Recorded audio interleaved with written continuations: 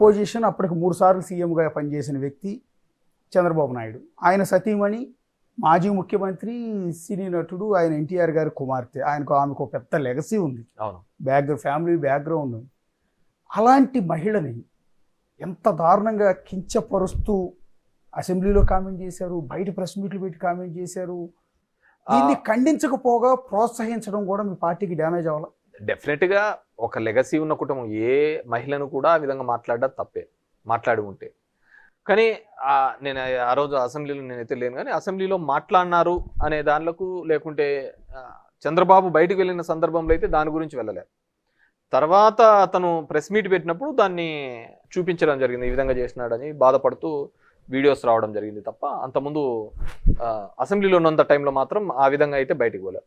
సరే, అతను అక్కడ బయటికి పోయినాక ఆ విధంగా బాధపడినాడా లేదా అని, కానీ దాని తర్వాత సందర్భంలో కూడా అలాంటివి కన్నా జరిగి ఉంటే, అలాంటివి మాట్లాడి ఉంటే ఖచ్చితంగా తప్పిదమే అని కూడా చెప్పి ఉంటే బాగుండేది.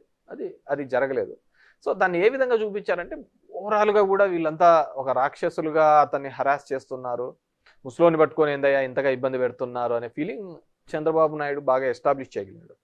చంద్రబాబు నాయుడు కూడా చాలా తెలివిగా అసెంబ్లీలో కూడా ఎవరు ఉన్నప్పుడు అవతల వాళ్ళు ఎంతగా తిడుతున్నా, అగ్రెసివ్గా మాట్లాడుతున్నా కానీ ఆయన చాలా ఓపిక్గా ఉన్నాడు. ఎందుకంటే ఆయనకు తెలుసు, నన్ను ఇదే అస్త్రం మీద నేను మళ్ళీ వెళ్ళగలుగుతాను ఎలక్షన్లకు అని చెప్పేసి, అంతే ఒక స్ట్రాటజీగా చూడే బాబుని ఎట్లా తిడుతున్నారు, చూడే బాబుని ఎట్లా తిడుతున్నాడు అనే ఒక స్ట్రాటజీగా చూపించాలనే ఒక ప్రయత్నం చేయాలని చేసినాడు.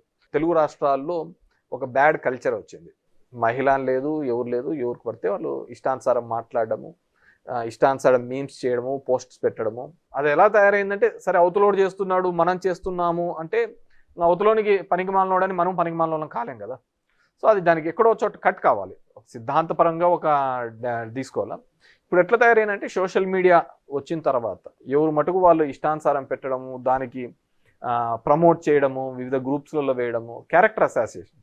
ఇంతకుముందు భౌతికంగా చంపేవాళ్ళు ఇప్పుడు క్యారెక్టర్తో చంపుతున్నారు. ఆ క్యారెక్టర్తో అంటే భౌతికంగా చచ్చినా పెద్ద ఏముండదు, కానీ క్యారెక్టర్ చచ్చిన తర్వాత మనం ఏం చేసేకి ఉండదు. సొంత పార్టీ ఎమ్మెల్యే రఘురామకృష్ణరాజు, సరే మీ పార్టీ మీద తిరుగుబాటు చేసి ఉండొచ్చు, అవతల పార్టీ వాళ్ళతో కలిసి ఉండొచ్చు, అలాంటి వ్యక్తిని అరెస్ట్ చేయించి కొట్టించడం అనేది, ఇవన్నీ ఎలక్షన్స్ మీద తీవ్రమైన ప్రభావాన్ని చూపించిన అంశాలు కదా. అంటే రఘురామకృష్ణరాజు గారిని సరే ఇప్పుడు ఏదో అది ఇంకా ఎస్టాబ్లిష్ కాలేదు అతను కొట్టినారు అని చెప్పేసి, నాకు తెలిసి ఒక జ్యుడిషియల్ కస్టడీలోకి తీసుకున్న తర్వాత పోలీస్ రిమాండ్లోకి తీసుకోవాలనుకున్నప్పుడు ఒక ఎంపీ స్థాయి వ్యక్తిని నేను ఆ విధంగా కొట్టింటారైతే నేను ఒప్పుకోవటం లేదు.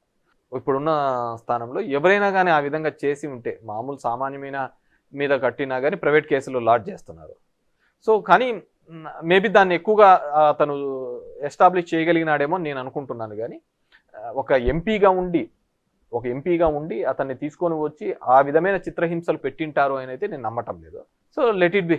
ఇప్పుడు జరుగుతోంది కదా ఇన్వెస్టిగేషన్. ఎందుకంటే ఒక సామాన్యుని కొట్టాలి, ఒకటి చెయ్యాలి అన్నా కానీ డెఫినెట్గా కోర్ట్స్లో మళ్ళీ ప్రైవేట్ కేసులు వేయడము, ఏదైనా ఉంటే ఇంజురీస్ చూపించడము, ఇవన్నీ కూడా జరుగుతాయి ఖచ్చితంగా. అటువంటి పోలీస్ అధికారుల మీద కూడా క్రిమినల్ కేసెస్ లాడ్జ్ చేసిన సందర్భం ఎన్నో ఉన్నాయి.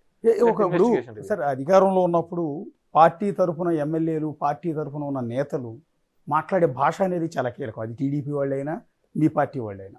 సో అది వైఎస్ఆర్ కాంగ్రెస్ పార్టీలో ఆ విపరీతమైన ఫ్రీడమ్ ఎక్కువైపోయిందేమో అనిపిస్తుంది కదా. ఇష్టం వచ్చినట్టు ఆ రోజు ఉన్న పవన్ కళ్యాణ్, చంద్రబాబును, పార్టీ లీడర్ని, మంత్రులుగా పనిచేస్తున్న వాళ్ళు కూడా బూతులు మాట్లాడటం, తిట్టడం, ఇదంతా జనాల్లోకి పార్టీ అంటే నెగిటివ్గా పోలేదా? దాన్ని కంట్రోల్ చేసే ప్రయత్నం ఎందుకు చేయలేదు అని? తిట్టమని ఏమి అధినాయకత్వం ఏమి ఆ విధంగా చెప్పింటది నేను అనుకోవటం లేదు. కానీ టు ఇంప్రెస్ ఆ విధంగా మాట్లాడే, ఇప్పుడు నేను అంటారండి అందరూ కొడాలి నాని గారు ఆ విధంగా ఇష్టానుసారం, కొడాలి నాని అమ్మ మొగుడా అనేది వాడుతుంటాడు, కొద్ది కఠినమైన భాషలో మాట్లాడుతుంటాడు, కానీ లాజిక్గా చెప్తూ ఉంటాడు. కానీ మాట్లాడే భాషలో నువ్వు ఎంత యారగెంట్గా, ఎంత కఠినంగా మాట్లాడతాను, అవతలోడు మాట్లాడినా నువ్వు మాట్లాడడం కూడా తప్పే. సరే, ఎవరో ఇంప్రెస్ అవుతారని చెప్పేసి వీళ్ళు కూడా మాట్లాడు, ఇవన్నీ డెఫినెట్గా ఇట్స్ ఎ కౌంట్ అండి. ఇప్పుడు మనం చేస్తున్న దానిలలో యాంటీ ఇన్కంబెన్సీ అక్యుములేట్ అవుతా పోతున్న దానిలో ఇలాంటి ఒక్కోటి అవన్నిటినీ కూడా జత కలుపుతా పోతుంటాయి. అవతల వాడు మాట్లాడుతున్నప్పుడు కూడా ఓహో దీనివల్లనే చేసింటారు, దీనివల్లనే అయ్యి ఉంటుంది అని చెప్పేసి అనుకుంటున్నాను. ఇప్పుడు మీ పార్టీలో మీరు అధికారంలో ఉన్నప్పుడు జగన్ గారిని వీరుడు, సూర్యుడు అని కొరిగిన వాళ్ళు, ఆయన దేవుడు అన్న వాళ్ళు కూడా వన్స్ ఓటమి పాలవగానే పార్టీ విడిచి వెళ్ళిపోతూ ఉన్నారు. ఎవరు మంత్రులుగా పనిచేసిన వాళ్ళు వెళ్ళిపోతున్నారు. బాలినేని శ్రీనివాసరెడ్డి, ఆళ్ళ నాని లాంటి వాళ్ళు డిప్యూటీ సీఎం చేశాడు ఆయన ఏకంగా. తర్వాత ఎమ్మెల్సీలు ఇచ్చారు ఎంతమందినో కాదని. వాళ్ళు ఎంపీలు వెళ్ళిపోతూ ఉన్నారు. అంటే దాంట్లో వంటూ ఉన్నాయండి. జగన్మోహన్ రెడ్డి ఒక సోషల్ ఇంజనీరింగ్ కాన్సెప్ట్ తీసుకొని వచ్చి ఒక కొత్త రూపాన్ని తీసుకొని రావడం. ఇప్పుడు ఆర్ కృష్ణయ్య ఉన్నాడు, తెలంగాణ నుంచి తీసుకొని వచ్చి అక్కడ ఇచ్చినాడు. హీ విల్ రిప్రజెంట్ బీసీల తరఫున రిప్రజెంట్. తప్పిదమే కదా, ఏం రిప్రజెంట్ చేసినాడు, చేయలేకపోయినాడు కదా.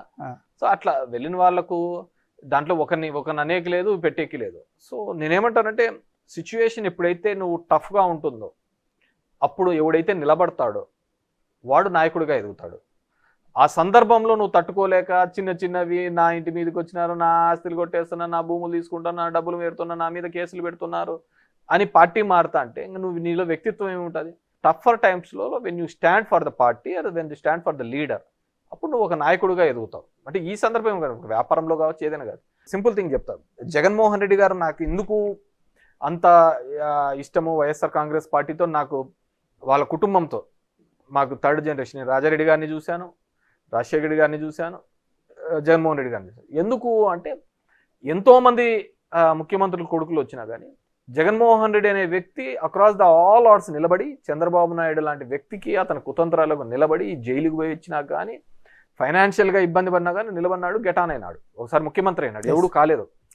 సో ఇప్పటికు కూడా ఒక పాలసీలో రెండు భావజాలాల మీద పార్టీలు నడుస్తాయి. ఇప్పుడు భావజాలాలు ఎక్కడ ఉన్నాయి? లేవు కదా పార్టీలలో. అంతా డబ్బులకే పోతున్నారు తప్ప, అవకాశవాదం తప్ప భావజాలాలు. రెండు భావజాలు, చంద్రబాబు నాయుడుది ఒక వ్యక్తిత్వం పోతుంది, దానికి అగెనిస్ట్ వ్యక్తిత్వం అనేది జనంలో ఉంటుంది. కమ్యూనిస్టులు ఎట్లుంటారు, క్యాపిటలిస్టులు అలాగే ఉంటారు. సో ఇద్దరిది సరిపోయిన దాంట్లో దీనికి మద్దతు తెలిపే వాళ్ళు ఉంటారు, దీనికి తెలిపే. నేను చంద్రబాబు యొక్క ఆలోచన విధానాన్ని ఇతను వ్యతిరేకిస్తే జనానికి ఏదో మేలు చేయాలని వాళ్ళ నాన్న నుంచి, వాళ్ళ తాత నుంచి ఒక లెగసీని మా నాన్న పేరు నిలబెట్టాలనే కార్యక్రమంలో చేస్తున్నప్పుడు ఐ అప్రిషియేట్ హిమ్. ఎందుకంటే ఒక నాయకుడిగా ఒక చిన్న వయసులో నిలబడినాడు అక్రాస్ ద ఆల్ ఆర్ట్స్. ఎంతోమంది ఇబ్బంది పెట్టినారు, తొక్కలను చూసినారు, ఇది చేసినారు, కానీ నిలబడినాడు. అదేవిధంగా దేశంలో ఒక సాంప్రదాయాన్ని క్రియేట్ చేయాలని చెప్తే చెయ్యాలి హామీనని నెరవేర్చినాడు. నెరవేర్చిన తర్వాత సరే సక్సెస్ ఫెయిల్యూర్ అనే తర్వాత ఒక ఆలోచన విధానం, నేను చెప్తే మాట తప్పను అనేది రాజకీయ నాయకులలో, రాజకీయ నాయకులలో ఎంతమంది ఉంటారు చెప్పండి. సరే 1-2 ఉండొచ్చు, అటు ఇటు పొలిటికల్గా అకామిడేట్ చేసే దానిలో 1-2 ఉండొచ్చు, కానీ ప్రజలకు ఇచ్చిన హామీల్లో నెరవేర్చడానికి ఒక యజ్ఞంలా చేశాడు. నేను ఎందుకు చెప్తున్నానంటే మీరంతా ఫ్రీబీస్ అన్నాడు, అది చెప్పిన మాట కోసం చేశాను. దానికోసము ఆ సంక్షేమం కోసం మాకు పెట్టున్న ప్రతి మీటింగ్ల కోసం మీరు తిరగండి, నేను ఏదైతే చెప్పానో ఆ బటన్ నేను నొక్కుతాను, మీరు తిరగండి అని చెప్పేసి మమ్మల్ని అందరినీ పంపించేస్తాను. ఎందుకంటే అతను అన్నాడు అనమాట, నేను చేసి నిరూపిస్తాను అని. మేబీ ఇప్పుడు ఫెయిల్ అయింది కాబట్టి ఇవన్నీ ఫెయిల్యూర్ మోడల్స్. అంటే మీరు అధికారంలో ఉన్నప్పుడు కూడా మీకు ప్రజలు ఒక హింట్ ఇస్తూ వచ్చారు, మీరు గమనించారా? నాకైతే ఎక్కడ